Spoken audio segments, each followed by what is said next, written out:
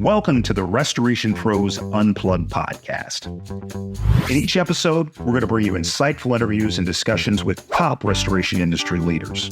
We're also going to delve into their business, the strategies that made them successful, and most importantly, the valuable lessons they've learned along the way. I'm your host, Clinton James. I'm also the Chief Marketing Officer at Water Restoration Marketing. We're a digital marketing agency dedicated to helping restoration companies nationwide secure more high-value water jobs. Now, this show, it aims to provide you with the knowledge and tools you need to excel in the restoration industry. So sit back, relax, and enjoy the show.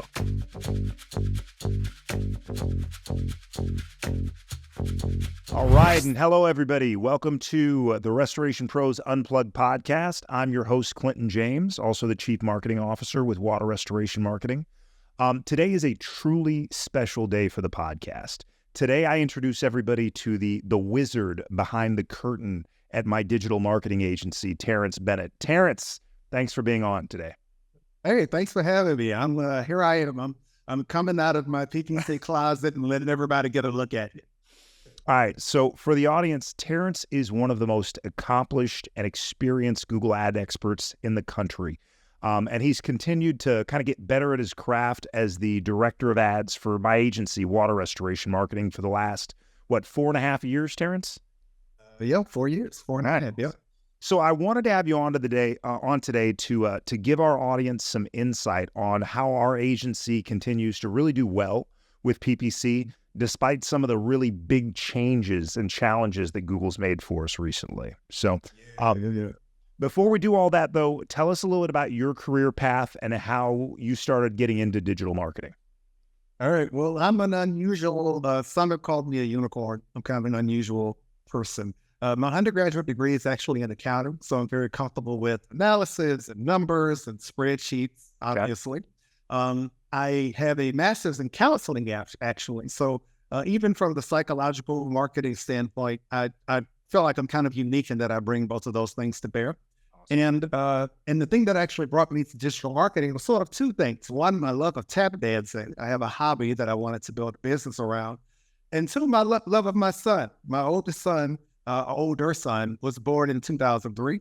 And I, as many parents do, once I knew my wife and I had a baby on the way, I immediately started thinking, I got to make some more money. I got to start a side hustle.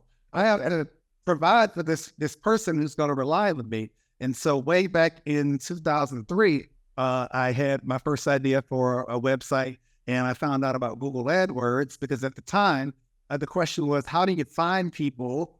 How do you find your audience online? This is before Facebook and Instagram and all that. And so I went out, found out about Google AdWords, put in my credit card, and promptly paid what I call the Google tax, which is where you don't know what you're doing and you just pay Google a whole bunch of money for a whole lot of clicks and you don't get anything out of it and you just feel like a big failure. That was me. That's how I got started. Well, I'm sure our clients are appreciative that you used your money to pay the Google ad tax instead of using their ad spend to pay that ad tax. So absolutely. Right before joining Water Restoration Marketing, tell me a little bit about what you were doing then. Well, starting in 2008, I started consulting. I never really got away from Google AdWords. I was playing around with it for myself. I was reading a lot of books, a lot of Perry Marshall stuff at the time. And I learned a lot about, I used to sit around in coffee shops and just have my nose in these books. And so in 2008, I started contracting, working freelancing independently on, it was elance.com at the time, which doesn't exist anymore. And I went out and started offering my services to individuals. Then I realized over time that my work was more steady if I became sort of like a behind the scenes white label provider for agencies. Because then if I land one agency, they just keep giving me accounts. And so I would probably work 70, 80 niches at a time. And that actually kind of started being difficult to manage. It was too much. There were times where I'd be working late into the night and getting up early because I really believe in treating people's marketing campaigns as though they're my own is part of my philosophy. I look at every campaign as though it's mine, every dollar as though it's my dollar. And so spreading myself too thin was a problem. And eventually I connected with a guy who had a single industry agency. This is back in 2015, focused on appliance repair. And it had grown to a point, I believe he was at like 30 clients. And he was at a place where he couldn't do it all, as many agency owners reach. And so he and I knew each other from an event. He liked the way I talked about PPC. He liked my philosophy. And so he brought me on board. I was able to relinquish like the 4 other agencies I was working for and help him manage and grow his portfolio from 30-something accounts all the way up to 100. And in that process, I learned a lot about scaling and handling like portfolios of single industry accounts, how to learn from one and apply the changes overall. And he and I worked together for about 5 years. And that was appliance repair, which was, in hindsight, a much easier industry to operate in than is water restoration. Let's talk about that for a second, because you've managed campaigns in a series of different industries, right? Can you talk specifically about how managing campaigns in like the home service space differs from some of the other campaigns that you've run in the past?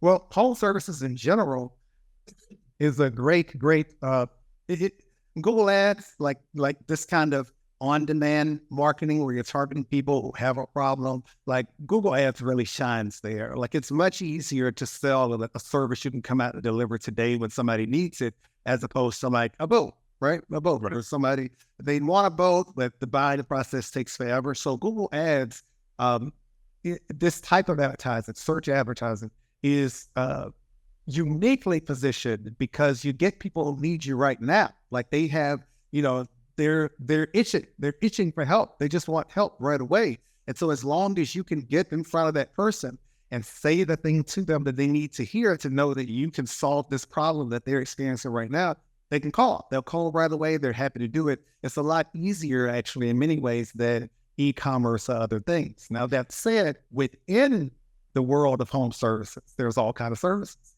And some of them don't really have that hair on fire kind of urgency behind them.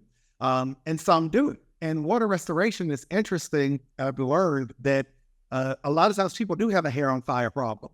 But the challenge is they don't know what water restoration is. They don't know. Most people, before I started working for this company, if water was coming out of my wall, I need a plumber. That's what I think. I need a plumber. I'm going to go online and say I got a water leak. People, I would not even have the vocabulary to say I need a water damage restoration company or I need a water removal company. No, I need a plumber.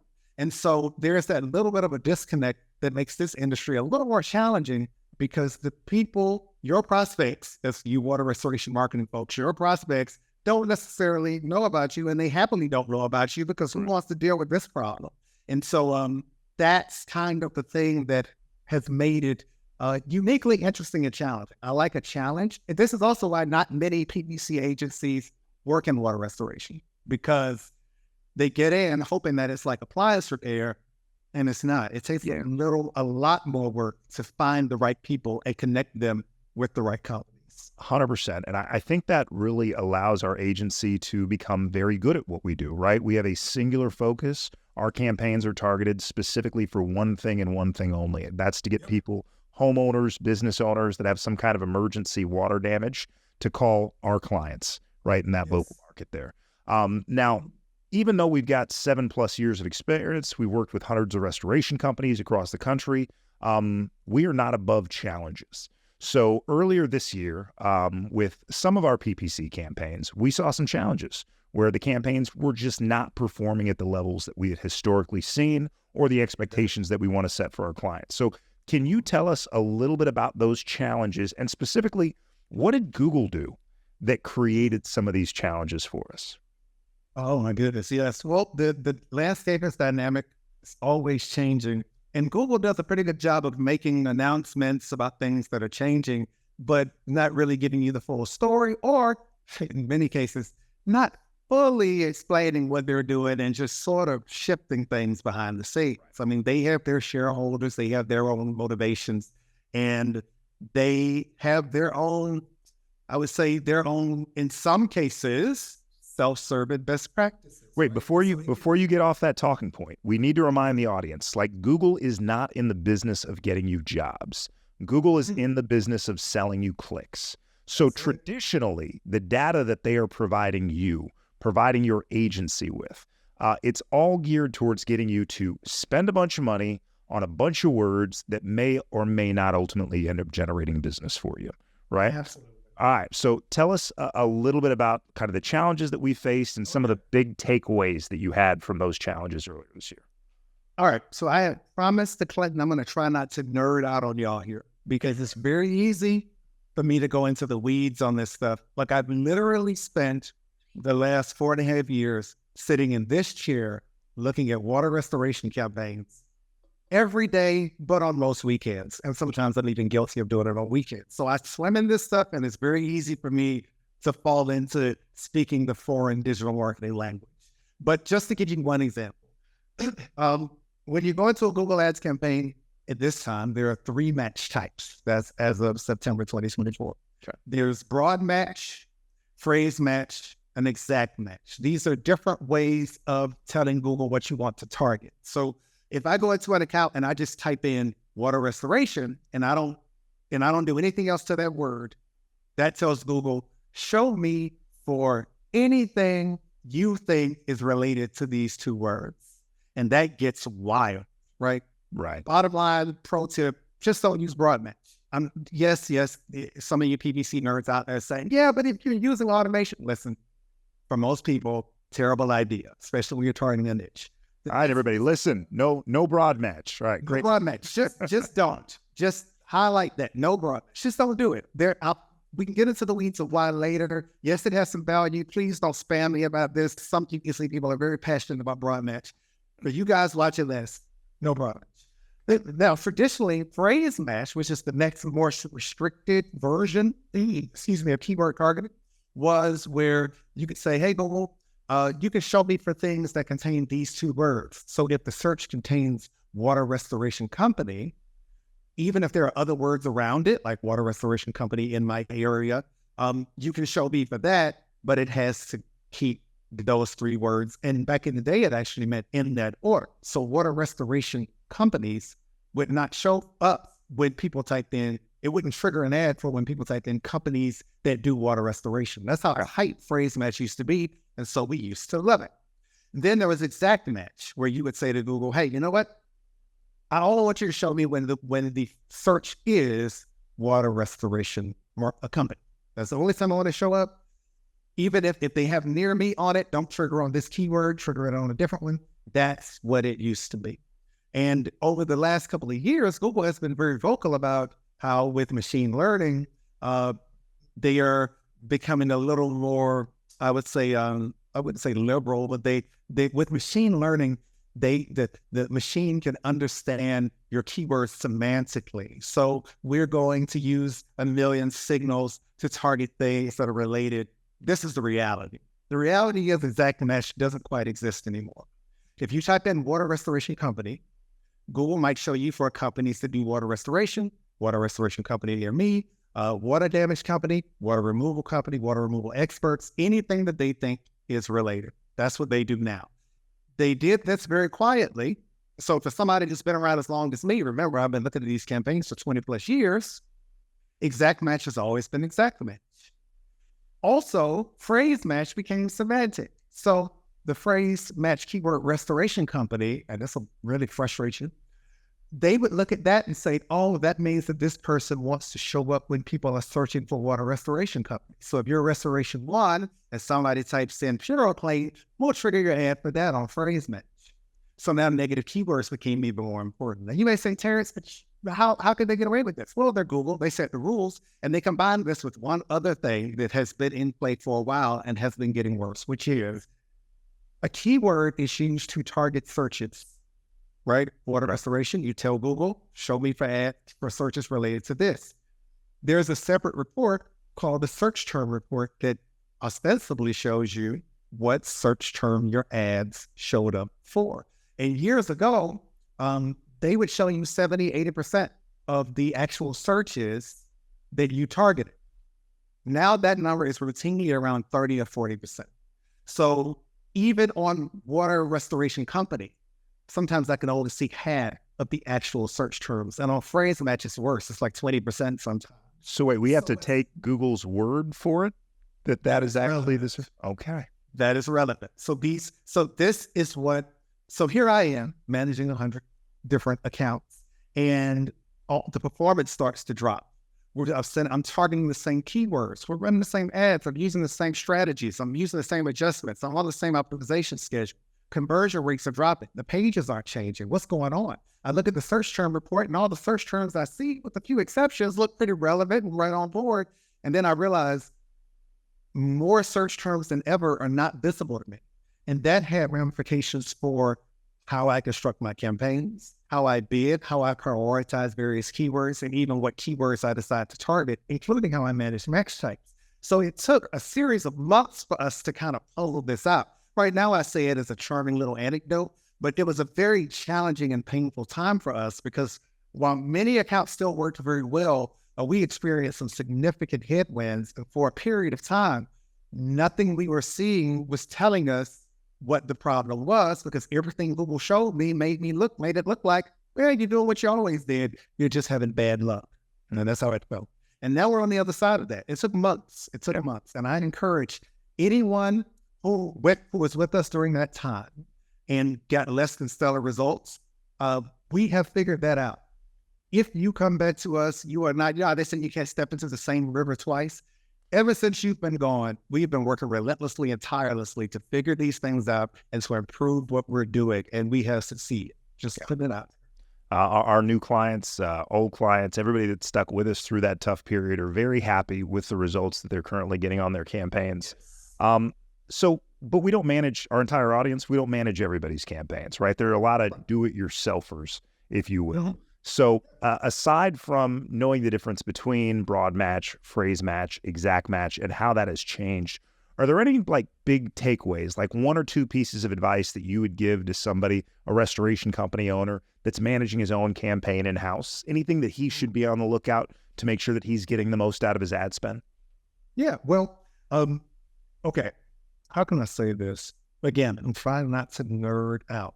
The truth is we've lost a lot of visibility. And it's not coming back. More and more things are kind of going Google in-house, and it's not necessarily a bad thing. I would say that you still have the advantage of being able to use data to sort of see into places that you normally can't see. If you're a person who's comfortable with spreadsheets, use spreadsheets, pull that data into a Google sheet, analyze by match type, analyze by device, analyze by keyword, analyze by search term based on what you have, and look for those places where there are inefficiencies. And you'll be able to kind of see indirectly where Google is hiding things from you and where the money is being wasted. If you're not familiar with spreadsheets and Google Sheets, get familiar with it. There's a reason that people like me use Google Sheets or Microsoft Excel all the time. All you got to learn is one thing a week. And by this time next year, you'll be a complete expert compared to where you are now. Don't get intimidated. My grandfather used to tell me that even if you don't know anything about a car, you lift up the hood sometimes and just look under it. See if you notice it. Is anything frayed? Is anything leaking? Is anything spattered? Just take your reports, put them in a Google Sheet, and just look at them. Set egg time, 5 minutes. You'll be surprised what you'll notice just by looking at things and being curious. I would also say that Google is putting a big emphasis on machine learning. A lot of Google reps, and if you get calls from Google reps, I caution you against implementing anything they say. If you have a campaign that is working well, listen, but don't trust, and definitely verify, because they have their own incentives. They even call our clients sometimes. I spend all my time dodging Google reps, and I guarantee you that if there is value in me talking to them, I would talk to them every day. Sure. With machine learning, they're really big on that, and it is good. There are ways to implement it, but I will say that machine learning works best when paired with some expertise and knowledge of your industry. And at a minimum, just don't use broad match. You can save so much time. Just stay away from that regardless of what they tell you, because there are very specific scenarios where that works. The last thing I would say is if you do use automations, don't be afraid to put limits on it. Here's a quick example. If you are out there and you're using a max conversions strategy, for example, you might think that the only way to control it is to enter a target CPA. I know I'm nerding out a little. That's all right. That's all right. But Google doesn't necessarily make this obvious. but there is a place. And in fact, let me look on my computer so I can tell you right. If you're in your account and you go to tools, budgeted bidding, there's a place there called bid strategies as well. And you can set up a shared bid strategy for your account, add your campaign to it. And if you give it a target CPA, there are some additional options in there, such as you can set a maximum bid. So a lot of times people get scared away from max conversions because they're like, I tried it and it bid like $200 a click. Yeah, it'll do that. And then the campaign level settings, there's no way to limit the max bid.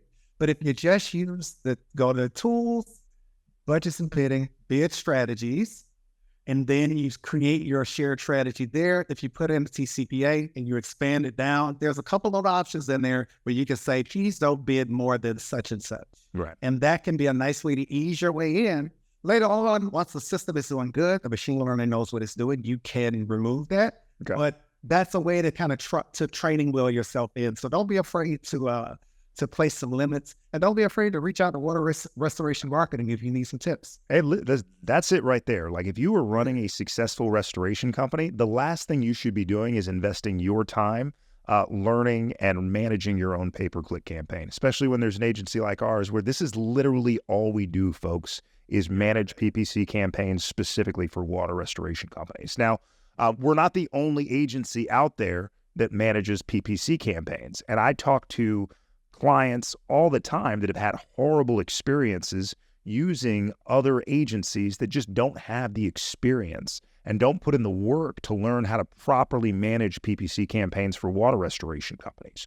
So can you give our audience that may be working with another agency, they're not exactly ecstatic about the results they're getting, what are the signs, what should they be looking out for that should tell them, hey, the agency that you're working with, whoever's doing your PPC, they're a dud?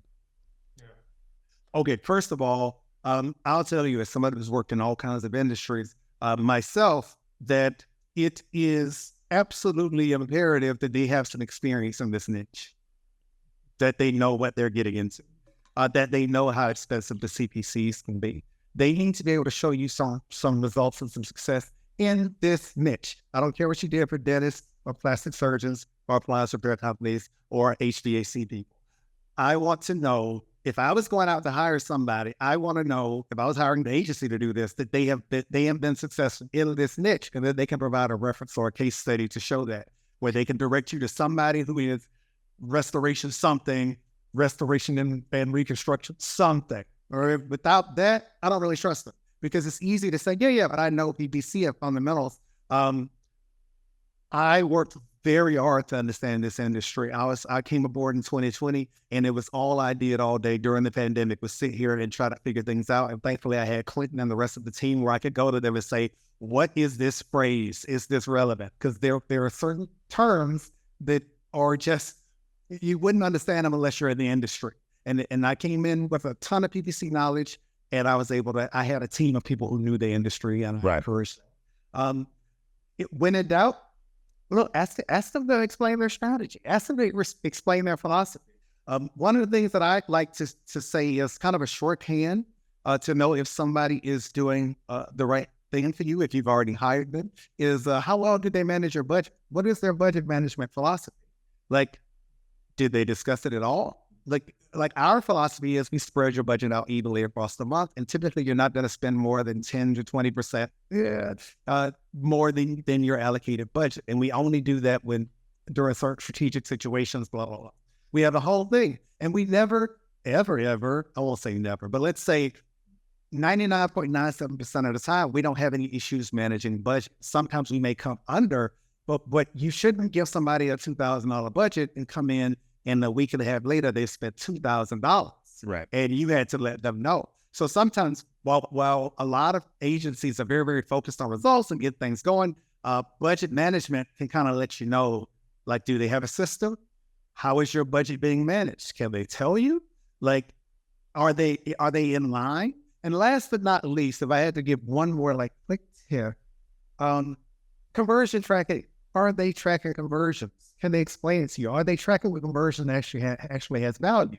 Like if they tell you, we track, every call is a conversion. Well, you're going to have some repeat callers. You're going to have some calls that are for the wrong service? Do they consider that? Are they aware of the differences in quality, or are they just trying to make your phone ring without regards to the quality?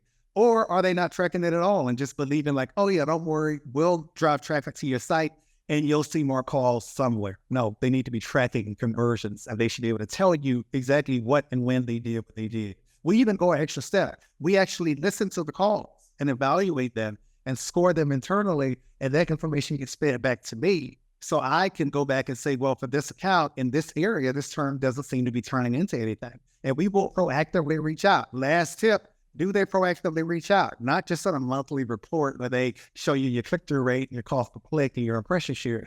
Do they proactively reach out and tell you things? Do they ask you things? Like, hey, I noticed you said that you were okay with getting this kind of call, but then you got the call and you turned it down. What's up with that? These are the kinds of things you're looking for. You want like a doctor's level of care for your marketing dollars. 100%. And when it comes to conversion tracking, not only does our team listen to the calls, but we also have scheduled check-in calls with our clients to find out, because we can listen to a call. We'll know if it's a lead. We know potentially if an address is exchanged that leads to an on-site visit, but we still don't know when that project manager, that technician shows up at that house that has water damage from one of our leads.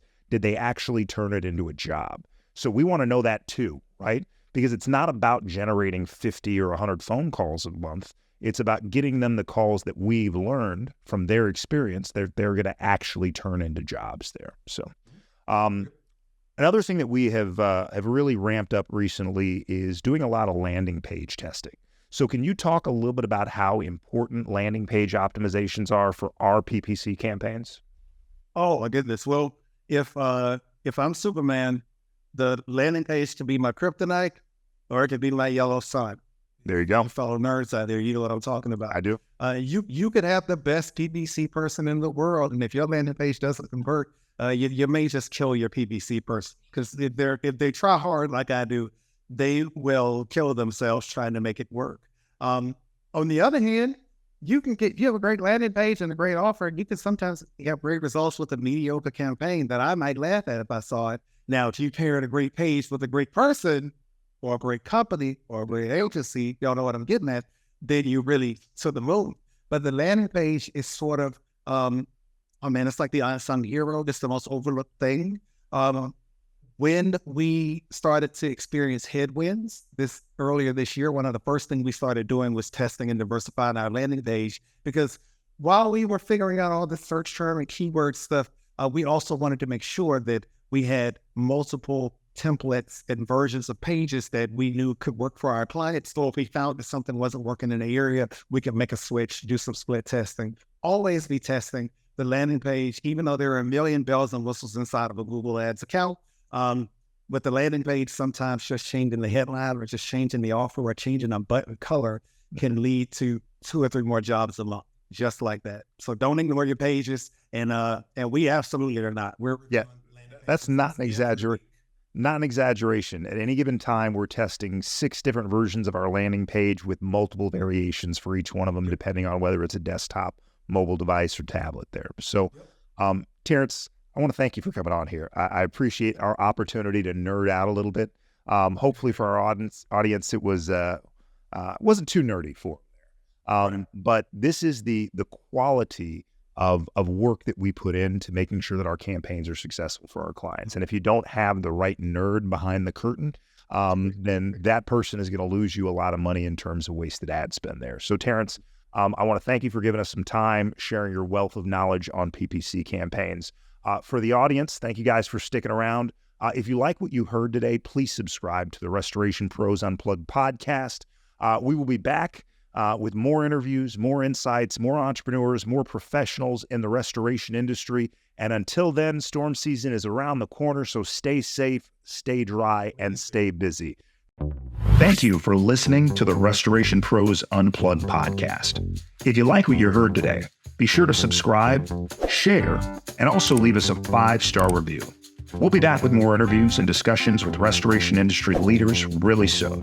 In the meantime, if you're a restoration company looking to add more high-value water jobs, you can reach me and my team at waterrestorationmarketing.net. Again, that's waterrestorationmarketing.net. I look forward to hearing from you soon.